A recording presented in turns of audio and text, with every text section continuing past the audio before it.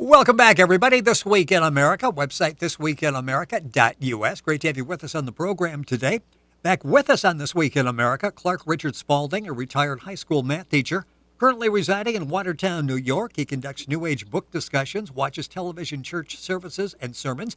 A well-rounded individual, participates in chess tournaments, loves fishing and hunting. He's an acclaimed author. We had Richard on before and talked about his book, The Eternal Way of God. That information is available at our website. If you go to thisweekinamerica.us and click on the YouTube link, you'll be able to see a fascinating discussion on Richard's book, The Eternal Way of God. He's back with us on the program today to talk about another book he's written called The Awakening. Richard, welcome to the program. Pleasure to have you back with us. Thank you. It was Pleasure to be here. Well, it was a fascinating discussion last time. Had a lot of very interesting comment on that. We're going to be talking about The Awakening. In a minute or so, I'd like to talk a little bit about your background and how you came to be where you are today in writing the book. But in the book, The Awakening, you talk a lot about the book of Revelations, and that's one that's really, it's a mystery to a lot of people, whether Christians or non-Christians. What is the great mystery? Why? And are we making some false assumptions on the book of Revelation? Well, the book of Revelation is about my present lifetime. And I just realized that my mentor, Paul Twitchell, was I knew that he was an incarnation of Adam, and that I was one of his family, and he also reincarnated as John the Beloved, and he wrote the book of Revelation. And he had been Zechariah. He had been the high priest in Israel that was a friend of Mary, and helped instruct Jesus to start his mission there in Israel. And so we've kind of been together ever since the problem I had with Cain. We've been together lifetime after lifetime. Presently, he's a young girl less than 50 years old, and we're good friends. Well, we're talking about the book, The Awakening. The author is Richard Spaulding. The information on the book, and the book is available at spauldingbooks.com, as well as clarkrichandspaulding.com. Book available at Amazon. All the information, of course, available at our website, thisweekinamerica.us, and you can link on directly to Richard's website. Let's talk about Paul Twitchell. You talk about him in the book, and you mentioned that he's a mentor of many lifetimes. And it's just sort of fascinating what you've gone through in your life. And you're talking there about, I think it was 1978, and you had read a book by Paul Twitchell.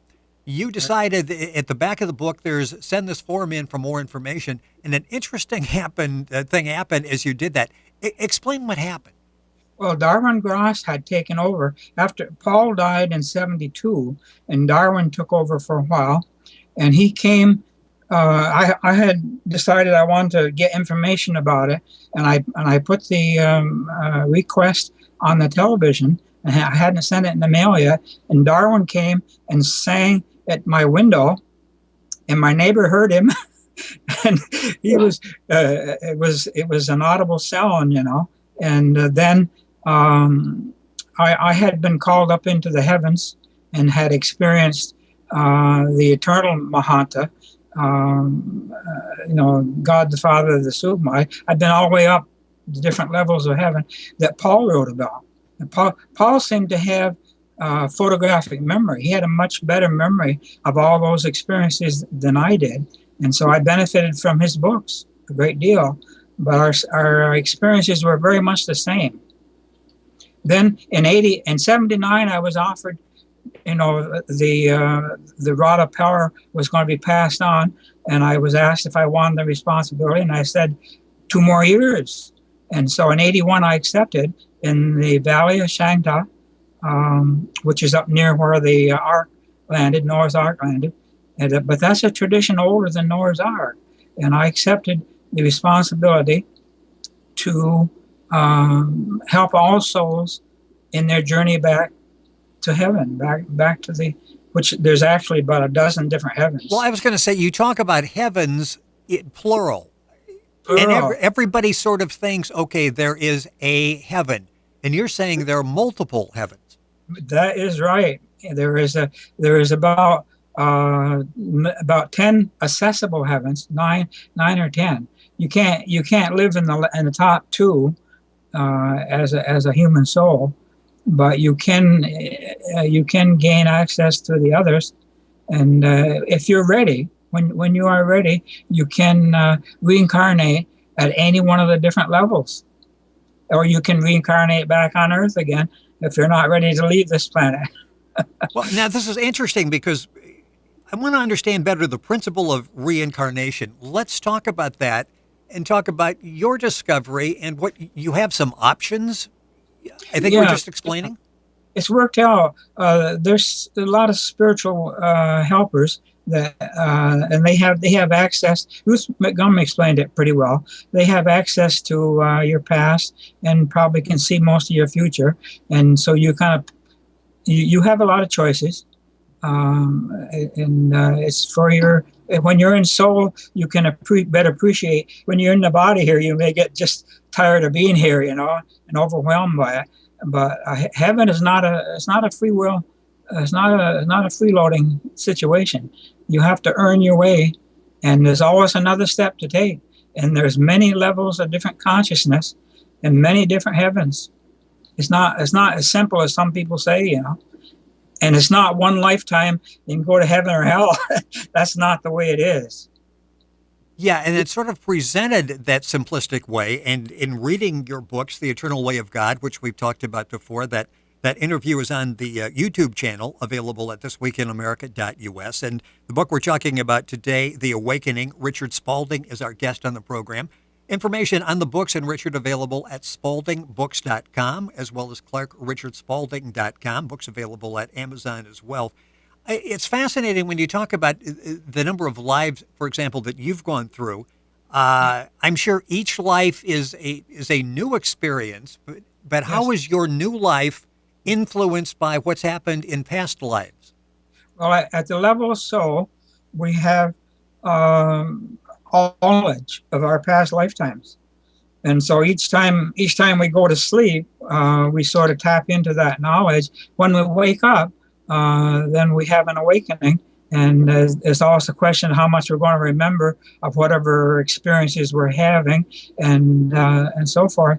I've been going to an acupuncture gal, and she puts the needles in, and I usually go into a little snooze there, and then she comes back and pulls the needles out, and then we have a little discussion. She's a trained counselor, and she's a certified acupuncturist, and I start remembering all kinds of things, past lifetimes for her and for myself, and it's each awakening has helped me to become enlightened.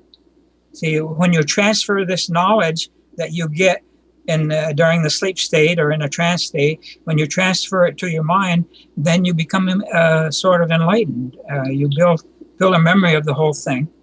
And the best way to express it is poetry.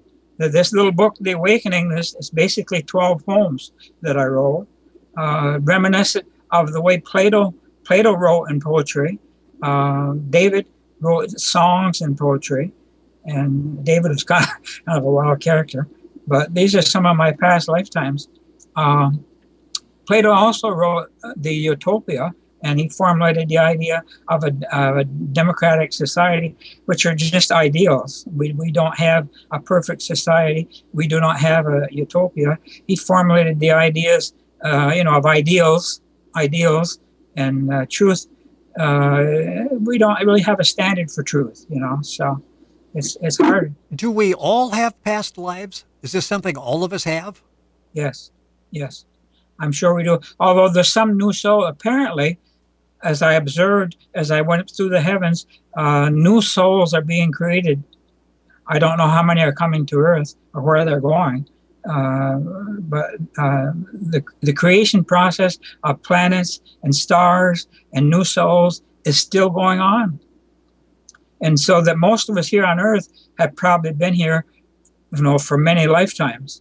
And but there are new souls, and I don't know where they're going. I don't know all these answers about just exactly how it's working. But I did see some evidence that there are new souls being created at this time. You've got some experiences with family members and friends. I want to talk about that in a second. We're talking about the book, The Awakening. Richard Spaulding is our guest and the author of the book. The book is available at spauldingbooks.com. Information as well Also, his other website, clarkrichardsspaulding.com. It's available at Amazon. Information available and a direct link at our website, thisweekinamerica.us.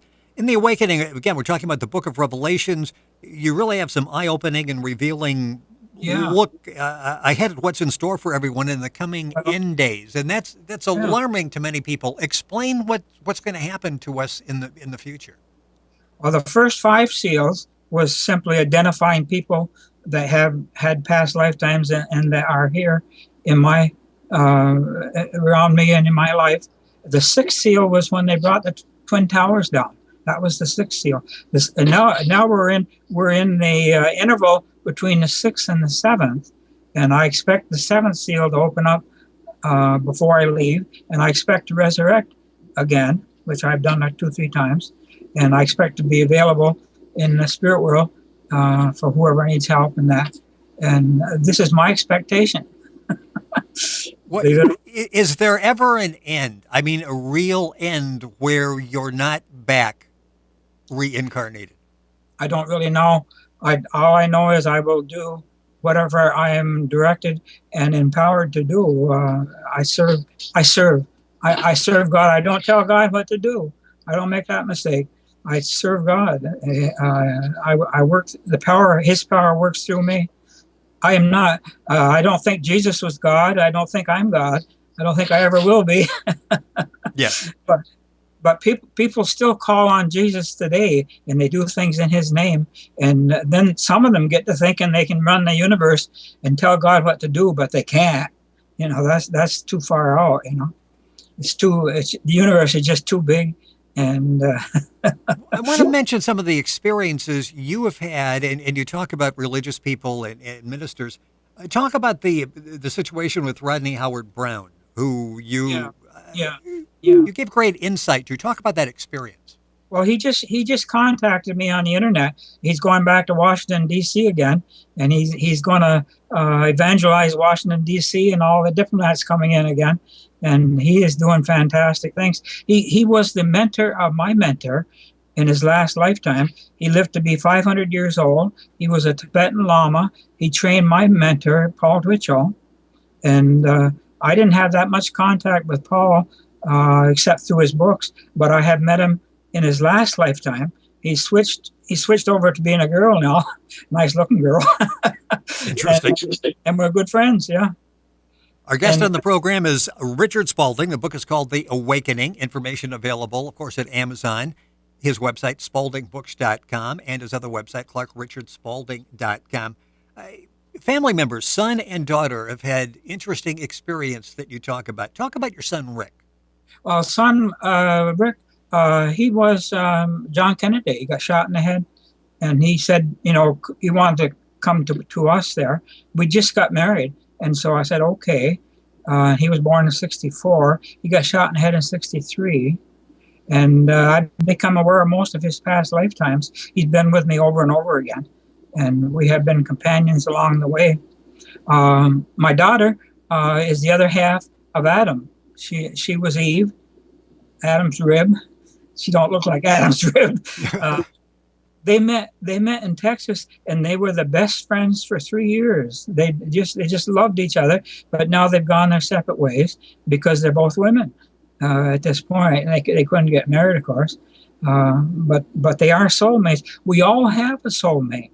Everybody that comes to Earth has been split into 2 souls that occupy bodies, and we switch back and forth, male, female, and eventually we get to the high enough level in heaven. Eventually, we'll be put back together again.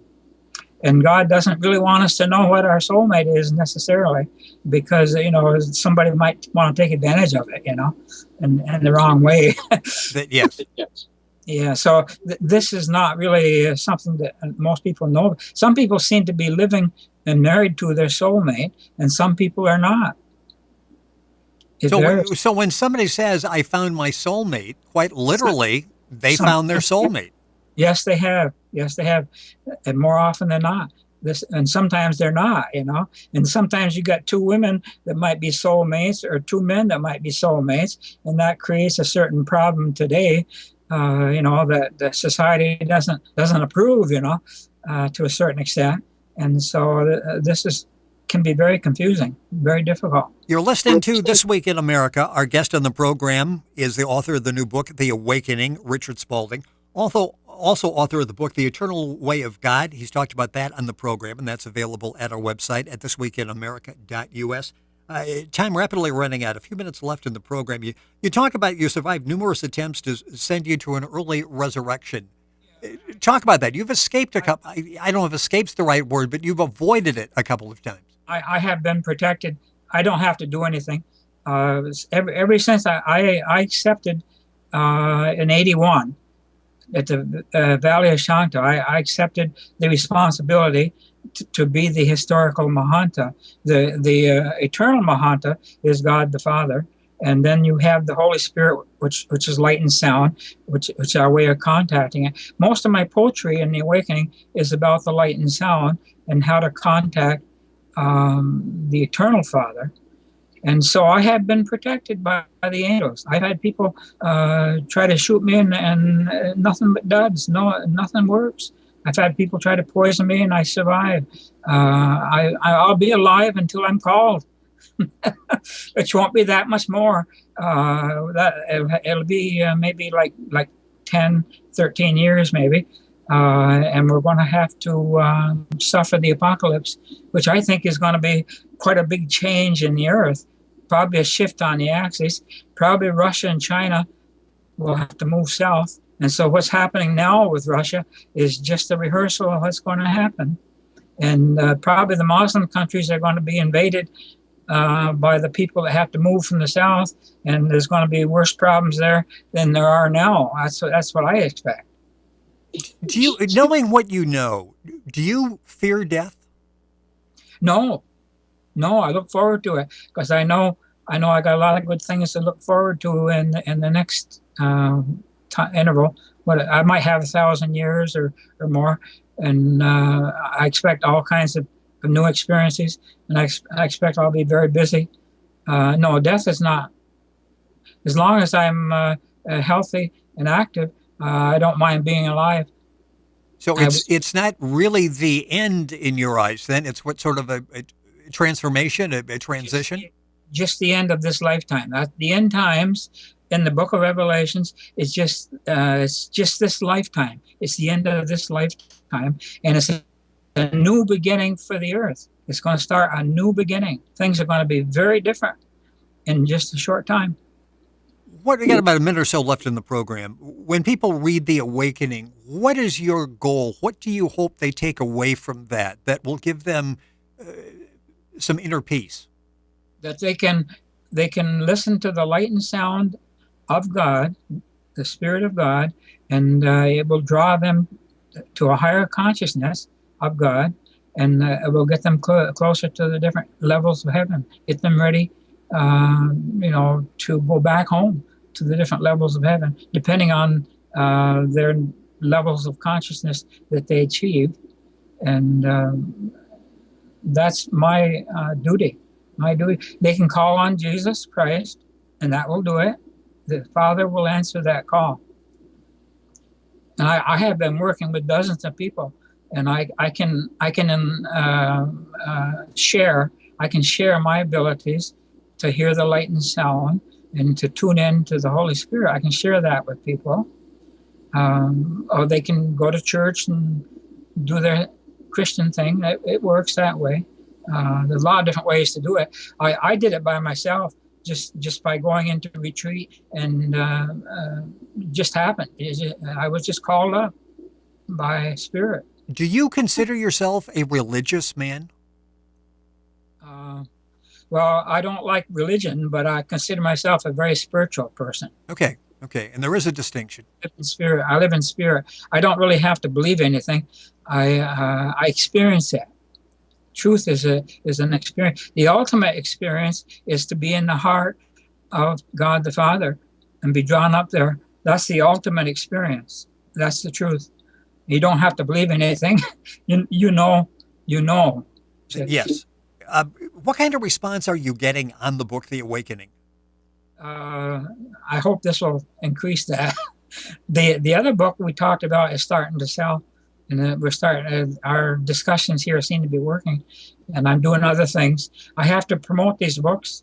People don't know I've written them, and they don't know, from what level I'm writing.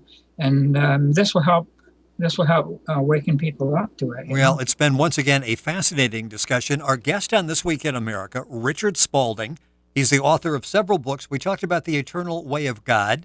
And as I've mentioned, you can see that interview by going to thisweekinamerica.us to the YouTube channel, and where this interview will be posted as well. His book we're talking about in the show today is called The Awakening. It's available at spaldingbooks.com, also at clarkrichandspaulding.com. Of course, you'll find it available at amazon.com. And we'll have a direct link on our website, thisweekinamerica.us, where you can log onto our website, link up with Richard's website, and get all the information and be able to purchase the book there as well. Richard, as always, a pleasure. Thank you for joining us on the program. Appreciate it. Very much. Very much. Thank you. You're welcome. You're listening to This Week in America, our website, thisweekinamerica.us.